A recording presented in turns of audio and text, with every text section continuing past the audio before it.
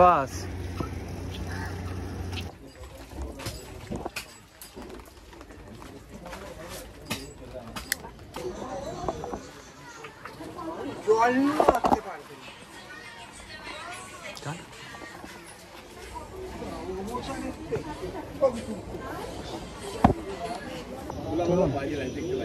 ও আচ্ছা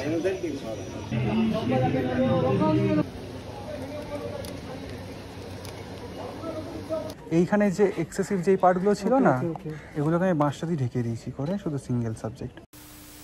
তো hey hello everyone, কেমন তো সবার জীবন আশা করি ভালোই চলছে। চলে এসেছি নতুন একটা পিওভি ভিডিও নিয়ে। আজকে আমার সাথে আছে যথারীতি অরিন্দমদা উইথ ইজ Z50, আমি আছি আমার ক্যানন R100 নিয়ে। দুজনে আমরা প্রাইম লেন্স ইউজ করছি, তাদের ইউজ করছে 30mm সিগমা, আমি ইউজ করছি 50mm ক্যাননের, তার সাথে বিলফ্রক্সে RF অ্যাডাপ্টার। কোথায় জায়গাটার নামটা কি জানো? বাগবাজার না? হ্যাঁ বাগবাজার, না আর কি তুমি জানতাম আগে থেকে। যাই হোক আজকের ভিডিও শুরু করা যাক। এই ফটোগ্রাফটার আগেও 3-4 দিন বেরিয়েছিলাম, বাট আনফর্চুনেটলি সেরকম ভালো ছবি পাইনি, এই জন্য ভিডিও আপলোড করতেও লেট হয়ে গেল। আজকের ফটোগ্রাফটা একটা খুব ফেমাস ট্রেলের উপর করেছি, সেটা হচ্ছে গিয়ে বাগবাজার থেকে শুরু করে কুমোরটুলির ভেতর অবধি।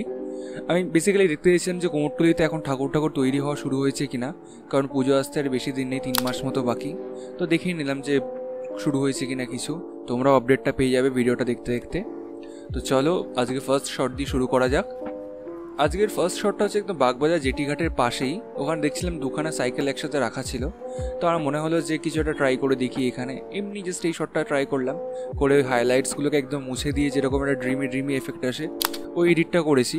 পেছন দিকে যে গ্রাফিটিটা আছে এই গ্রাফিটিটা দেখে কিন্তু স্পষ্ট বোঝা যাচ্ছে যেটা কলকাতার শট, কলকাতার ঘাট সাইডের শট। তো তারপর আমরা হাঁটতে হাঁটতে সোজা এগোচ্ছিলাম কাশীমিত্র শ্মশান ঘাটের দিকে। এবার কাশীমিত্র ঘাটে যাওয়ার আগে না মাঝখানে একটা জায়গা পড়ে, একটা স্নান ঘাট। এই ঘাটটা বেশ ফটোজেনিক, মানে আমি যতবারই ঘাটটার পাশ দিয়ে যাই আমার ইচ্ছা করে ছবি তোলার জন্য, বাট বন্ধুদের সাথে গেলে ক্যামেরা নিয়ে বেরোই না, তো এই জন্য তোলা হয় না। তো সেদিনকে লাকিলি এখান দিয়ে যাচ্ছিলাম, তো আমি কোনো সাবজেক্ট পাইনি, তো অরিন্দমদাকে বললাম যাও গিয়ে একটু সাবজেক্ট হও, তোমরা এখানে রিয়েল সাবজেক্ট দিয়ে প্লেস করে এখানটা অপেক্ষা করে ভালো ফ্রেম পেয়ে যেতে পারো। বাট আমি সেদিনকে খুব রাশে ছিলাম ভালো ছবি পাওয়ার জন্য, কারণ ভিডিও আপলোড করা খুব দরকার ছিল, অনেক দিন হয়ে গেছিলো। তো এই জন্য আমি অরিন্দমদাকে দিয়ে সাবজেক্ট করে এই ছবিগুলো তুললাম। আমার তো বেশ মানে এই যে একটা ফ্রেমের মধ্যে দিয়ে আরেকটা ফ্রেম, তার মধ্যে অরিন্দমদা, এই ব্যাপারটা বেশ ভালো লাগছে। তোমরা এটা ট্রাই করে দেখো, যদি তোমরা এখানে অ্যাকচুয়াল ভালো সাবজেক্টকে দিয়ে ভালো ছবি পেতে পারো তো খুব ভালো। ব্যাস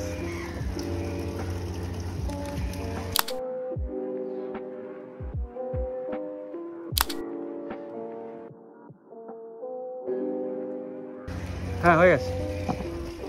যেহেতু ওইখানটাতে একটা ভালো ছবি পেয়েছিলাম, তো ভাবছিলাম যদি আরেকটু এখানে ক্রিয়েটিভ কিছু করা যায়, সে কারণে আরেকটু হোল্ড করছিলাম।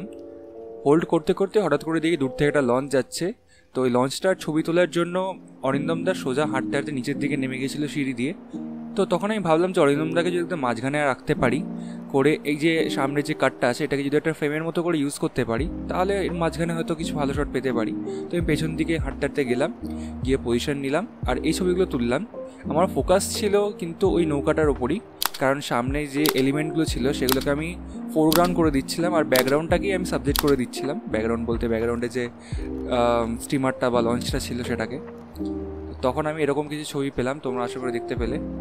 তো ঠিক আছে, মানে এই ছবিগুলো মনে হয় আরেকটু দূর থেকে নিলে ভালো হতো, এটা তোলার পর বুঝতে পারলাম। আর এটা মনে হয় আমার ল্যান্ডস্কেপে নিলে আরও বেশি ভালো হতো, বেকারে আমি পোর্ট্রেটে নিয়েছিলাম। এই ছবিগুলোতে কিন্তু পাখিগুলো খুব ভালো রোল প্লে করছে, পাখিগুলো উড়েছে বলেই ছবিটা ইন্টারেস্টিং লাগছে, নয়তো খুব একটা বেশি ইন্টারেস্টিং লাগতো না। এই ঘাটটা আমাদের বেশ ইন্টারেস্টিং লাগছিল আর খুব চিল করা ভালো জায়গা মনে হচ্ছিল। তো আমরা কিছুক্ষণ এখানটা হোল্ড করছিলাম। দাঁড়িয়ে থাকতে থাকতে কিছুক্ষণ বাদে দেখলাম যে একজন বয়স্ক লোক গঙ্গা জল নিতে এসেছিলো। আমি ভাবলাম এখানে কিছু র্যান্ডাম শর্টস নেওয়া যেতে পারে, আই সুদিং টাইপের কিছু। তখন আমি এই শটটা ক্যাপচার করি। এই শটটা কিন্তু দেখে মানে বেশ হয় না যে ঘাটে লোকেরা জল নিতে আসে, গঙ্গায় জল নিতে আসে, এই যে এই ব্যাপারটা, এটা কিন্তু এই শটটা দেখে ভালো মতো বোঝা যাচ্ছে। আমার মনে হয় এই শটটা এই ভ্যালুটাই ক্যারি করছে, তো এই জন্য এই শটটাকে আমি রেখেছি। যখন এই বয়স্ক লোকটা প্রথমে শুরুতেই আসে তখনই আমি ওনার একটা ছবি তুলেছিলাম। আনফর্চুনেটলি আমার বুকে ক্যামেরাটা চলছিল না, তখন আমি এই ছবিটা তুলেছিলাম ওনার। এই ছবিটা যদি তোমরা ভালো করে দেখো তাহলে তোমরা বুঝতে পারবে যেখানে মানুষটা এবং তার ছায়াটা দুটোই একসাথে আছে। তো আমি না ঠিক এটাকে এমনভাবে পোর্ট্রে করছি যেন ইগো আর অল্টার ইগোকে আমি একসাথে ক্যাপচার করেছি। যেখানে ইগোটা হচ্ছে মানুষটা আর অল্টার ইগো হচ্ছে গিয়ে তার ছায়াটা। সময় হিসেবে ছায়া বড় হয়, লম্বা হয়, ছোট হয়, আলো যেভাবে পড়ে, তো সেইভাবে অল্টার ইগো বড় হয়, ছোট হয়। যাই হোক, বেশি ফিলোসফিক্যাল জায়গায় যাব না, টেকনিক্যাল ফটোগ্রাফির জায়গাতে স্টিক করলেই ভালো। এগোনো যাক নেক্সট শটের দিকে।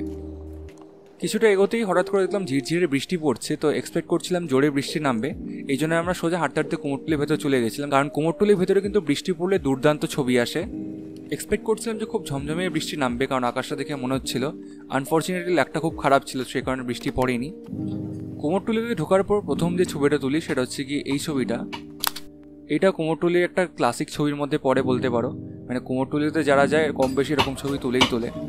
আর এরকমের ছবিগুলো দেখতে খারাপও লাগে না, তার কারণ একজন মৃৎশিল্পী যখন কিছু মাটির ডেলা দিয়ে এরকম সুন্দর সুন্দর দেখতে স্কাল্পচার তৈরি করে, কার না দেখতে ভালো লাগবে। তো এবার চলে আসি কুমোরটুলির ভেতরের আপডেট নিয়ে। তোমরা যদি এখন কুমোরটুলিতে যাও ছবি তোলার জন্য দুর্গা ঠাকুরের প্রতিমার, তাহলে তোমরা দুর্গা ঠাকুরের প্রতিমা পাবে, তৈরি হচ্ছে, কিন্তু এখনও ওরকম রেটে তৈরি হচ্ছে না, তো তোমরা খুব বেশি অপশানস পাবে না। আর এখনও অবধি রং তো করা হয়নি, রং তো এখন হয়ও না মনে হয়, আরও 1.5 মাস মতো লাগে। চাপনি, তার মাঝখানে একবার যাবো, গিয়ে আরেকটা আপডেট দিয়ে দেবো, আমারও কন্টেন্ট হয়ে যাবে, তোমরা আপডেট পেয়ে যাবে। এখন তৈরি হচ্ছে, তোমরা যদি যাও দুর্গা ঠাকুরের প্রতিমা তৈরি হচ্ছে, এরকম দেখতে পাবে।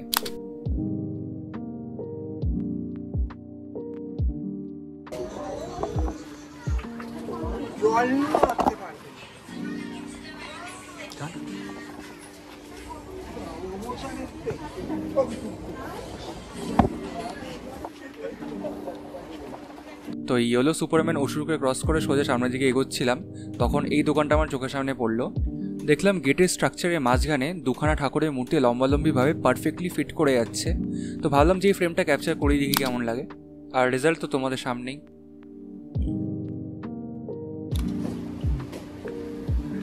আসো, এটা দিয়ে আসো। তো আমরা ভেতর ভেতর দিয়ে হাঁটতে হাঁটতে আবার চলে গেছিলাম যেখানে পেছন দিক দিয়ে কুমোরটুলি শুরু হয়, ওইখানটাতে। ওইখানে একটা পুরনো রেডিও সারানোর দোকান আছে, তোমরা জানো কিনা জানি না, দেখবে যেখানে একটা ট্রামের মতো দেখতে চায়ের দোকান আছে, ঠিক তার উল্টো দিকেই। তো আমি রেডিও দোকানেরই ছবি তুলছিলাম, দেখছিলাম ভেতরে সুন্দর করে একটার পর একটা সাজানো আছে। তো হঠাৎ করে উনি পেছন দিকে ঘুরলেন, ঘুরে আমাকে বারণ করলেন, আমি ঠিকমতো শুনতে পাইনি, ততক্ষণে আমি এই ছবিটা ক্লিক করে নিয়েছিলাম। এই ছবিটাতে ওনার এক্সপ্রেশনটা খুব ভালো এসছে, আর পেছন দিকে যেই সাজানোগুলো আছে রেডিওগুলো, সেগুলো বেশ ভালো লাগছে। তো এই ছবিটা আমার তো বেশ দেখে একটা খুব হোলসাম ভাইব আসছে, তোমরা বলো তোমাদের কেমন লাগছে? ও আচ্ছা, না এমনি তো এটা খুব ভালো লাগছে, আপনি খুব ভালো করে সাজিয়ে রেখেছেন, যে পরপর করে রাখা আছে। আচ্ছা ঠিক আছে, ঠিক আছে। ও এখানে সাজিয়ে রাখেন। তারপর মাঝখানে আবার একটু ঝিরঝিরে করে বৃষ্টি পড়ছিল, তো সে কারণে আমরা আমাদের ক্যামেরাগুলো র্যাপ করে নিয়ে আবার ঘোরাঘুরি করছিলাম।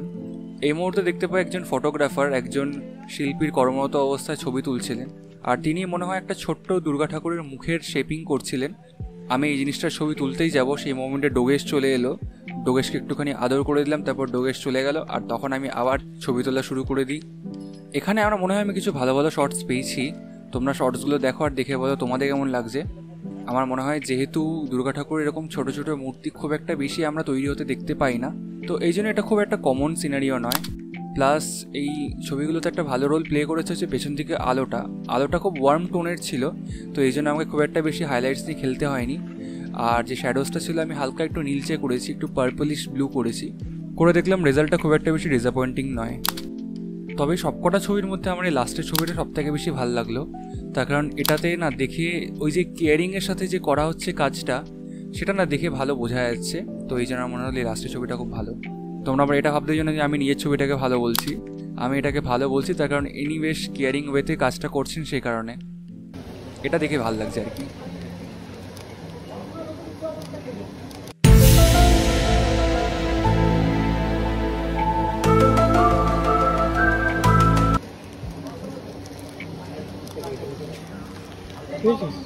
পেয়েছি। ওই জায়গাটা থেকে বেরোনোর পর আবার সাবজেক্ট হান্টিং শুরু হলো, আর অরিন্দমদার চোখে একটা খুব ভালো সাবজেক্ট পড়লো। অরিন্দমদা আমাকে দেখালো সাবজেক্টটা, ভাবলাম যে একটা ছবি তোলা যাক।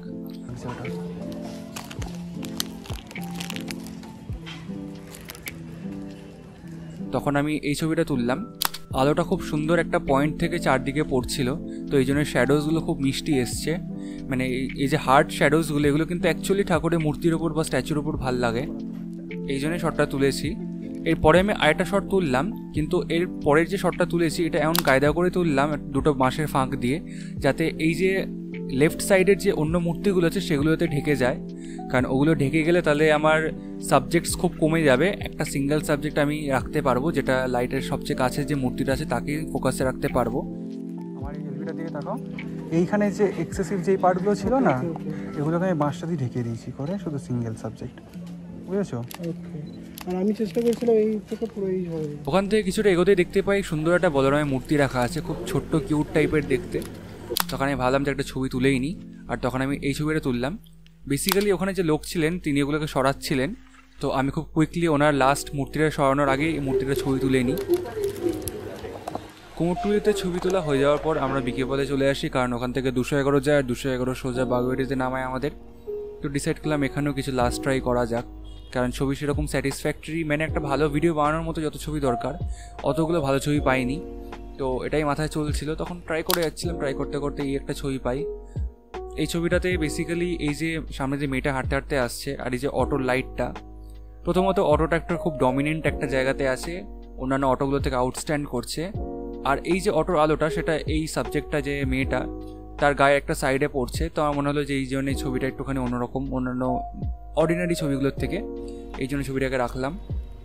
হাঁটতে হাঁটতে আমরা এগোচ্ছিলাম 211 বাস স্ট্যান্ডের দিকে, তখন মনে হলো যে এই যে সামনে দিয়ে বাসগুলো আসছে সেই বাসগুলো কন্ডাক্টরকে নিতে পারি ছবিতে। তখন আমি এই একটা ছবি তুললাম। এই ছবিটা আমার মনে হচ্ছে একটু সিনেম্যাটিক টাইপের অ্যাপ্রোচ আছে ঠিকই, বাট ছবিটার কোনো মিনিং নেই, তো এই জন্য ছবিটা খুব একটা বেশি ভালো না। ছবিটা যদি একটা ভিডিও হতো আর ভিডিওটা যদি একটা পরের বা আগের কোনো একটা সিনেম্যাটিক ক্লিপের সাথে লিঙ্ক করা থাকতো তখন কি ব্যাপারটা দাঁড়াতো, বাট এমনিতে খালি শুধুমাত্র এই ছবিটার কোনো মিনিং হোল্ড করে না। কিছুক্ষণ বাদে দেখলাম একটা 211 এলো, 211 সারা জগৎ ঘুরিয়ে বাগুইয়াটি নিয়ে যায়, এই জন্য আমরা ছেড়ে দিচ্ছিলাম।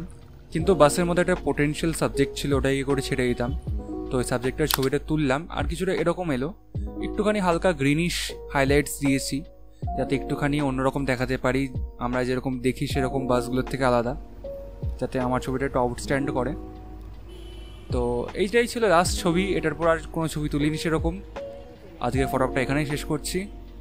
তো এই ছিল আজকে ভিডিও। তোমাদের ভিডিওটা ভালো লাগে লাইক শেয়ার সাবস্ক্রাইব করে দিও, কমেন্ট বক্সে জানিয়ে দিও তোমাদের কেমন লাগলো। তোমার সাথে দেখা হচ্ছে নেক্সট ভিডিওতে। Till then good bye, have a nice day. রাতে গেলে গুড নাইট আর বাই।